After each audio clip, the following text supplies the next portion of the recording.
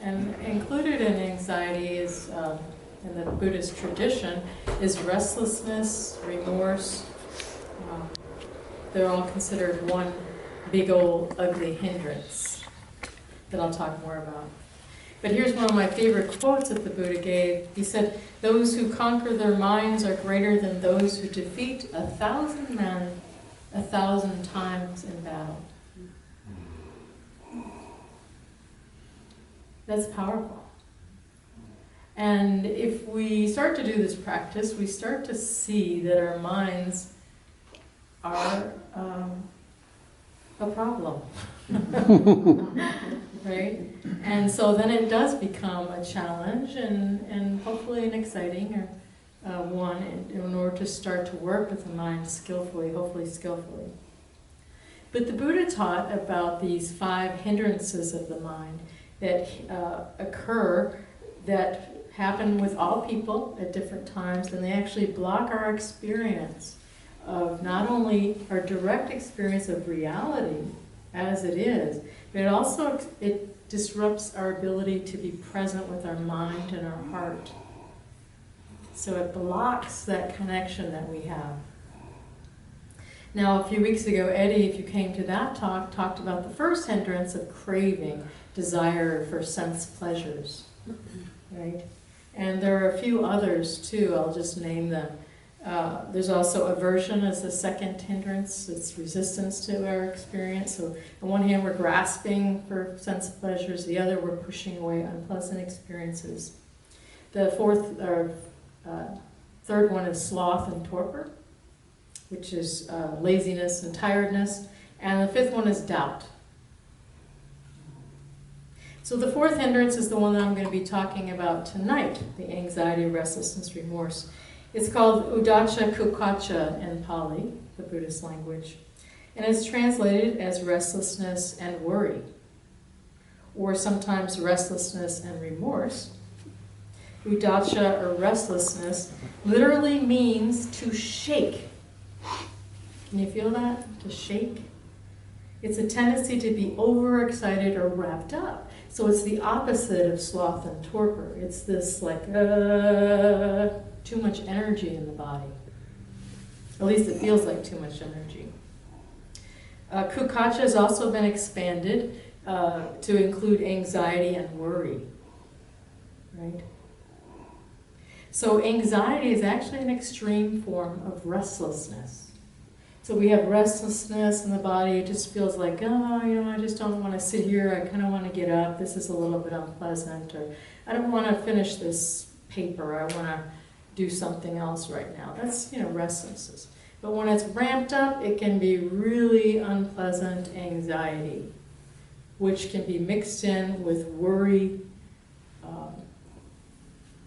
And I'm going to say that it can be mixed in with remorse. It can end up as remorse because, and I talked about this earlier today, when we act out of anxiety or restlessness, do you think that our behavior tends to be skillful or unskillful? Anybody? Unskillful, right? So when we're acting out of restlessness or anxiety, or worry, we tend to act very unskillfully in our lives and in the world, and hence then comes the remorse when we realize that we did something pretty potentially unskillful. So Americans are really anxious people. Have you noticed that? Maybe you've noticed it within yourself sometimes? Maybe? I don't know. Anxiety disorders are the most common mental illness in the United States. I've looked this up. Nearly 1 in 5 people have been diagnosed with an anxiety disorder in the United States at 18 years old or older. That's 18% of our population. And those are just the ones who've been diagnosed. How many other people are dealing with daily bouts or regular bouts of worry, remorse, anxiety that might just be baseline or low grade or even high grade, and they've been dealing with it. one of the last retreats that I led, a girl came up to me in her 30s and she said, I am so nervous all the time, I'm anxious all the time. Some people say I should go on medication, and I've been meditating, trying to reduce this anxiety, and I just want to know what you think. Right?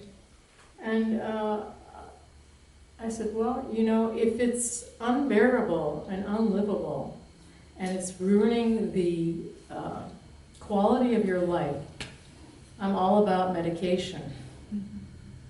And then once you can calm your mind down enough to start, you can't even meditate halfway decently if you're just, you know, revved up all the time. So I tried to, because she had some shame around having really high anxiety. And I think that just, you know, letting her know that sometimes it is skillful to calm that whole nervous system down enough to be able to get some skill with your meditation helped her feel a lot less shame with her condition. The New York Post called young adults today the anxious generation. And most humans in the United States would agree that today's hectic modern lifestyle is actually very anxiety producing. And technology, even though it's helping our lives a lot, is also adding a lot more anxiety producing apps. You know, I have a couple of friends that keep their emails and their texts and everything on ding on their smart devices, and every time one of their smart devices ding, they go running to check to see. That's pretty, to me, anxiety producing.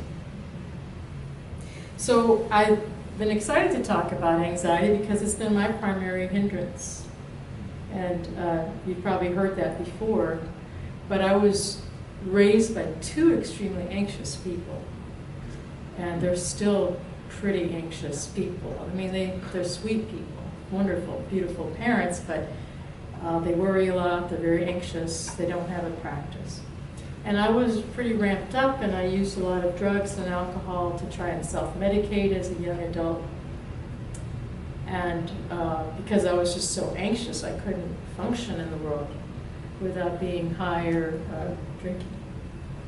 And finally I decided I wanted to quit all these self-medicating devices, and then I was a nervous wreck. I could barely function. I was constantly quivering and shaking inside. Nervous. And, you know, butterflies all the time. So that's what actually led me to meditation, because I wanted to reduce this really high anxiety, chronic anxiety. And it worked most of the time. But it's still my primary hindrance. So whenever I'm feeling out of balance physically, perhaps I'm feeling challenged physically, or I'm having a really stressful situation come up in my life, or, you know, different circumstances come together to make life a lot more challenging, the very first thing that happens for me is this internal anxiety. The first several, probably 15 years I spent on, 10 years on retreat, I got really practiced at working with anxiety because I would have a lot of it. There are times that I wanted to just scream at the top of my lungs and run out of the meditation center screaming. Because I couldn't, the restlessness would get so severe and anxiety. And sometimes I learned how to work with it very skillfully, and other times very not skillfully. And I think that it's a very difficult energy to work with, high anxiety or intense restlessness. So tonight I'm setting context for anxiety and restlessness, talking about that context. Then I'm going to talk about what Buddha taught about how to work with it, and then I'm going to give you some tips about what's really worked well for me.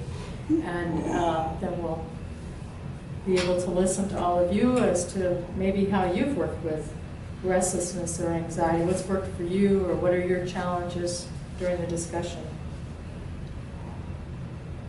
So we need to know that these hindrances challenge all people regularly.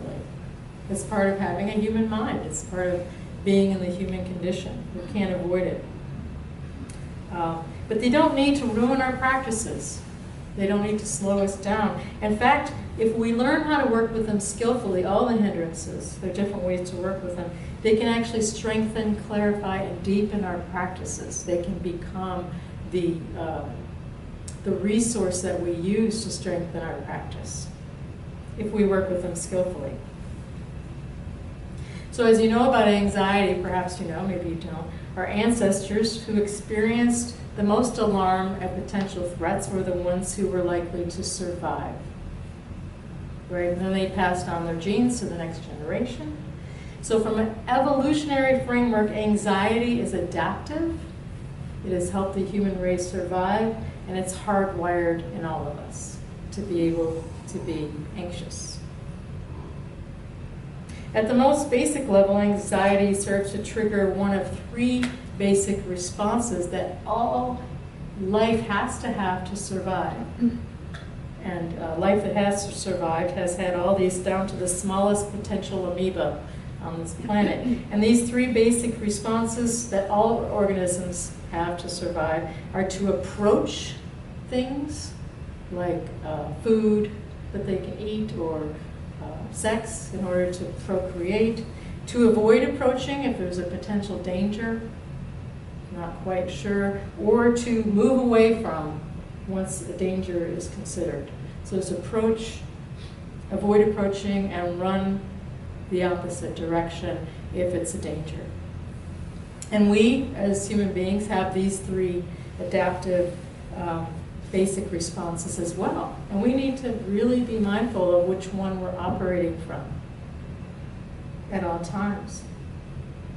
So this is what the Buddha said, and the Samyutta Nikaya, the Connected Discourses, 46-53.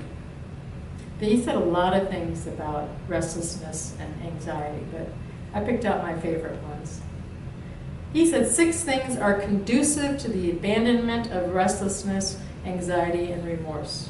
6 things are conducive to the abandonment of, or in other words, get rid of them. The first one is the knowledge of the Buddhist teachings. So the more you know of the Buddhist teachings and you understand them, then the less anxiety and restlessness that you're going to have. So I guess it builds a level of confidence, and also you're going to be practicing more, so you're going to be reducing your anxiety. Also, number 2 is asking questions about the Buddhist teachings.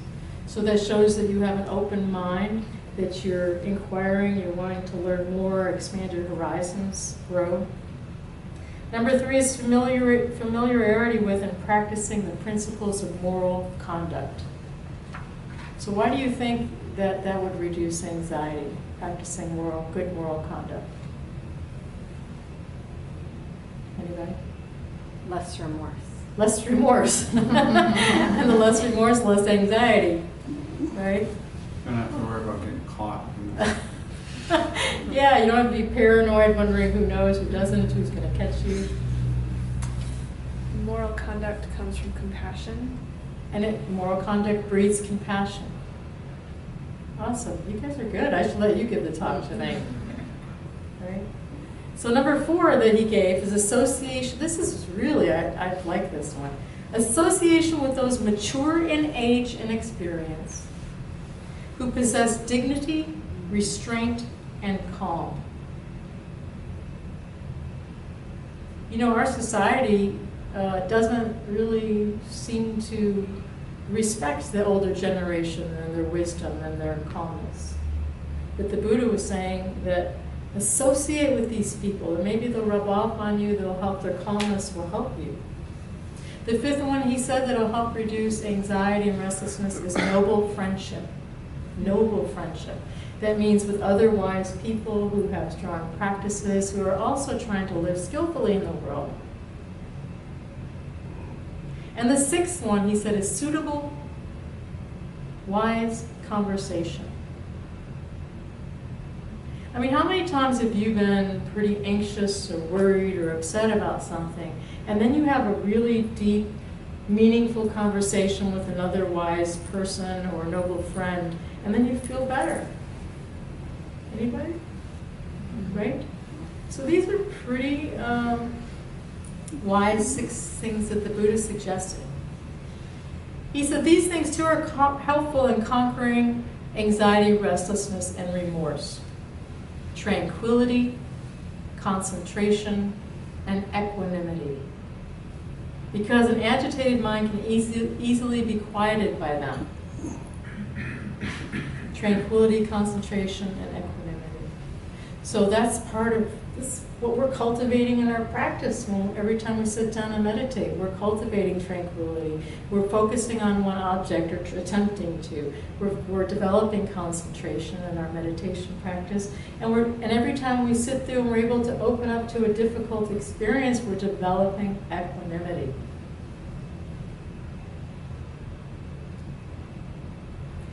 So like I said before, I kind of alluded to it, the last thing we want to do is act out of our restlessness or anxiety or our remorse, because it tends to be pretty unskillful. Don't make that call when you're upset when you're feeling anxious.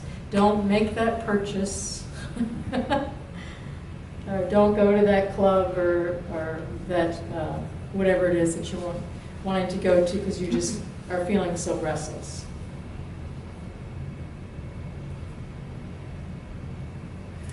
So I think with anxiety and restlessness in particular, it can come from a lot of different sources.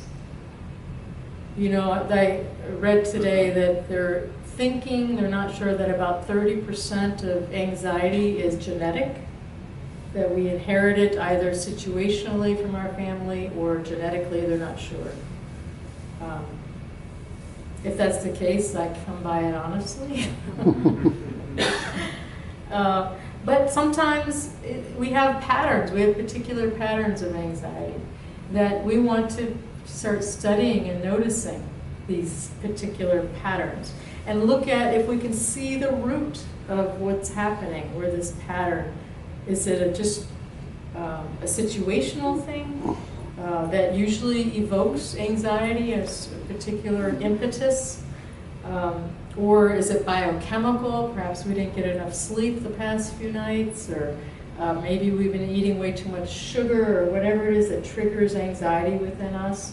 For me, believe it or not, it's wheat. If I eat too much wheat, I can get really anxious. Or coffee. Anybody? We used to go to a city bakery when we were in the other location. Downtown, the city bakery down there, and boy, did they have amazing coffee. Anybody notice that? But anyhow, I don't know. You don't remember the fellow Spence? He moved away, but he used to be part of our group. And every time we went to the city bakery, I would notice that he and I would get in an argument, and I would get really righteously loud with him. And I never did this any other time. I'm like, what is going on with me? What's with me in the city bakery? And I realized that coffee was way too caffeinated for me. So when I quit drinking a whole cup, we quit getting in arguments. Yeah, so pay attention. Is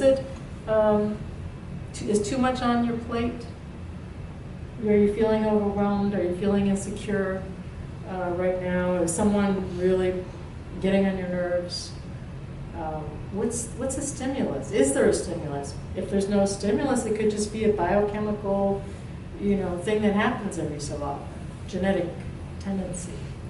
But I think it's really important to look at these patterns so that you can be like, oh, of course, I haven't gotten much sleep for a couple nights. Maybe I shouldn't want to make any major decisions right now until this anxiety lessons, until I get a good night's sleep or two. These are just wise things to pay attention to. Because the more that we can pay attention to them and see wisdom on these patterns and try to understand them, then the more we can work with them skillfully. So the major goal is to understand these patterns of anxiety and restlessness. The more we can understand them, the more we can have patience with ourselves and our minds, right? So in order to do that, we need to look at and investigate anxiety and restlessness when it's arising. Oftentimes when we're at home, we'll be sitting there, and boredom can be a really good sign that there's restlessness arising. You know, where we're like, oh, I want to do something. I'll get on Facebook, or I'll do this now, and I'll get on the TV. You know what I'm saying? So during those times, instead of jumping on Facebook or jumping on the whatever social media site you get, sit for a minute and explore, investigate this restlessness in your body, in your heart, and in your mind. Right? See if there are other emotions related there. What do these sensations feel like in your body? Is there a jumping, you know, really uncomfortable, like there's someone jumping on a trampoline in your body that you're trying to avoid or get rid of? You know, oftentimes restlessness will occur, and I'll suddenly think, I need to get ice cream, you know, or eat some snack, because that'll calm it feels like it calms the nervous system down, or it feels nurturing or something. And that's spiritual bypassing, you know. So usually when I start to feel that, I say, okay, let me see if I can sit with this. What's motivating this desire to snack at 8:30 at night when I'm actually not even hungry? You know? So these are some skillful ways of dealing with restlessness or anxiety or boredom. On the cushion, physical restlessness and anxiety appears like energy bouncing around throughout your body. It's really, for me, it was extremely uncomfortable. In fact, I felt like my body was just, you know, I felt like I looked like this to everybody else. But then when I opened my eyes, there was nothing happening, you know. It can appear through a lot of people who fidget a lot. So if you're fidgeting a lot while you're meditating, that's probably restlessness coming out, because when you're restless, you want to move. And then a lot of times restlessness will manifest itself as physical pain in the body, discomfort in the body. And then when that restless energy manifests as discomfort, then we have to move to change it, so there's a lot of fidgeting going on. So notice that could be this hindrance happening there for you. There may be an inability to focus, particularly on your object of concentration, the mind resisting being directed anywhere, and it jumps from one thing to the other, to the other, to another, to another, all over the place. Anybody ever had that experience? It can be very unpleasant. That's why they call it the monkey mind, because it's jumping everywhere. So a lot of patience, discipline, and courage, like I said before, are needed to sit still and face it, to look at it squarely. In fact, sitting still can calm the anxiety in the body. So the more fidgeting you do, it actually can, you can be feeding this restlessness, this intense restlessness. So you might want to just see if you can sit stiller, because that might bring more tranquility into the body, just sitting stiller, right? That deep breathing that we did in the meditation can calm the nervous system down. That's a great thing to do. I think that it's really helpful to feel that energy coursing through the body. I usually make that energy my object of focus when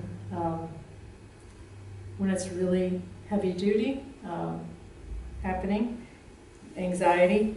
One thing that's really helpful with anxiety is to imagine your body expanding into a bigger vessel and watching the anxiety bouncing around in this big vessel, kind of like a ping pong ball. Do you know what I'm saying? So it becomes like watching ping pong balls. But the more expansive you can make your energy field, then the more space there is for this ball to bounce around, and the less agitation there is. I found that very helpful. Doing your best to accept it. and not fight it. When I first started really taking on this anxiety and choosing to see it as an object, I noticed that most of my anxiety was not from the anxiety itself. But most of my anxiety was coming from my resistance to the anxiety, my desire for the agitation and restlessness to go away. As soon as I was able to start accepting this anxiety and being in an okay relationship with it, it reduced tremendously. So trying to have an accepting relationship with it is so helpful. If you're a type A personality, like I used to be, I'm a recovering type A. If you're trying too hard or efforting a lot in your meditation practice, you're actually cultivating restlessness and anxiety. So kind of, you might want to bring more expansiveness into your practice, not try so hard. Learning to breathe through anxiety is an amazing skill. Breathing consciously with the whole body like we did tonight, visualizing your breath going in and out, focusing on the rhythm of your breathing, the swishing, the movement, the flow can help calm the mind down and bring more tranquility. The tranquilizing the body in the in-breath, tranquilizing the mind on the out-breath. All of these things are very skillful means of dealing with this restlessness in the body. So noting practice is really powerful because it gives the monkey something to do. Right? One of my favorite stories, I think Lama Suryadas told the story once that I heard him tell, was that there was this merchant who in the old days would bring up his horse and buggy and then open the back of the buggy and try to sell his wares. But he had a monkey who would come in and be throwing all of his wares around and ruining everything, and he couldn't sell anything. So what he did with the monkey is there was a big dead tree, like a pole, up there, and so he would tell the monkey, you have something very important you have to do. You have to climb up and down that pole over there, that tree.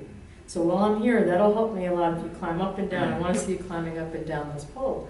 And so the monkey did that, and then he was not in the way, and he wasn't causing any havoc. And so the merchant was able to sell his wares. Right? So that's our concentration practice. When we're breathing in and breathing out, it gives the monkey something to do, or we're noting our practice, gives that monkey something to do, and it'll calm it down so that it's not creating havoc.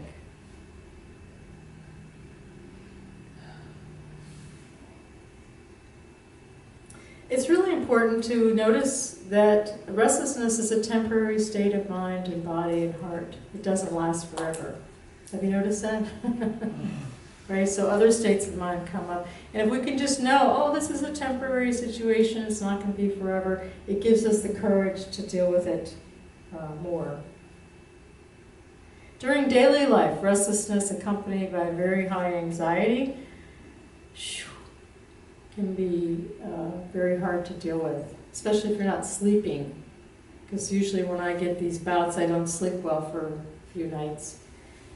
But I say that do whatever you can do that will calm your nervous system down during your daily life. Taking really, really, really good care of yourself. Like one night I was up all night with high anxiety on a retreat, and I went to the teacher the next morning, said I was with this high anxiety the whole night long. I was able to stay with it all night. And she said, "Why the hell didn't you just get up and go have a cup of tea?" And I was like, what? I thought I had to be with it, She said, no, do something skillful that'll help calm yourself down, like a nice cup of herbal tea. So I was like, oh, okay. So meditate more can really calm you down. For some people, do that.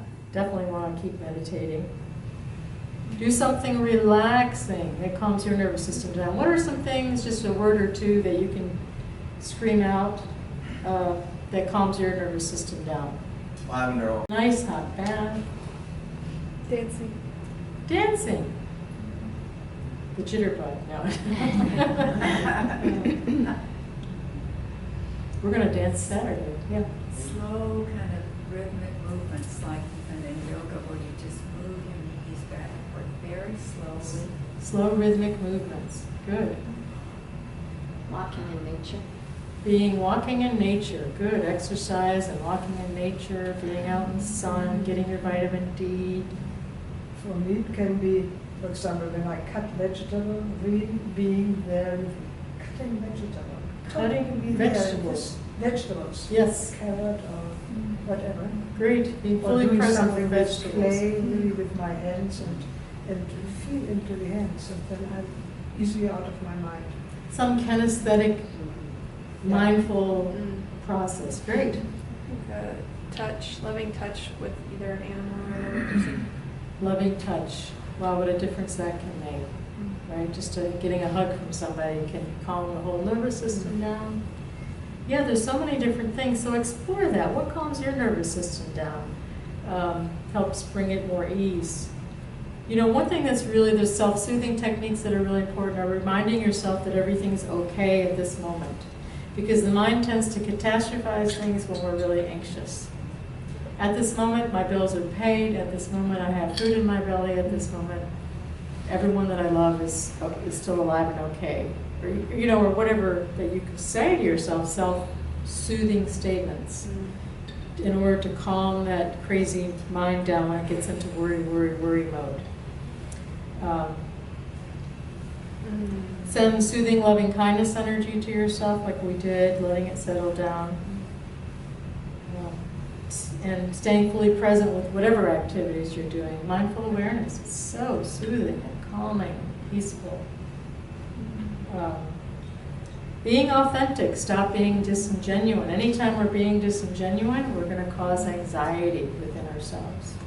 So speaking up and naming what is true for yourself, maybe not to others, or maybe to others as well. But speaking the truth is powerful and it's freeing, very freeing, as long as we're not harming other people. A man once asked a camel whether he preferred going uphill or downhill, the camel. The camel said, "What is important to me is not the uphill or the downhill, it is the load." So look at your load. Constantly look at your load. Are you putting on yourself more than is reasonable to be able to handle? You know, our mind tends to think we should be able to handle a lot more than we actually can. Has anybody done that? Right? So be kind to yourself. Be kind to yourself. Don't put on more than you can handle. Saying no, setting boundaries, all these things come into that. I think it's really important to let go of and look at and see our limiting self-beliefs, patterns, habits that are really causing us our anxiety. So, you know, it's a great exploration. It's a wonderful life practice. And of course, more silence and less stimulation can really bring in that tranquility and the equanimity. So I say to bring in more tranquility, more peace. Turn off some of our smart devices. Give ourselves a break once in a while. Here's Jerry Seinfeld. He says, according to most studies, people's number one fear is public speaking. Number one fear is public speaking. Number two is death. So he says, this means to the average person, if you go to a funeral, you're better off in the casket than doing the eulogy. So, you know, make friends with what frightens you, because it's often the suppressed stuff that frightens you is what's coming up as anxiety that needs to be looked at. So befriend your deepest fears, explore them, be willing to work with them with a therapist perhaps. And when you start digging in, investigating, and being with anxiety, being with these fears, opening up to them, accepting them, having compassion for ourselves, developing equanimity, what you'll find is eventually you'll fall into this really amazing pool of peaceful, spacious energy there might be all this agitation above it, the restless energy, but underneath is this pool of spacious, peaceful equanimity. And that's our true nature. That's who we really are. And we can drop into that, and it'll help us be able to deal with anxiety and restlessness when it's present. And bring us peace, actually. So thank you for listening. Now we have 20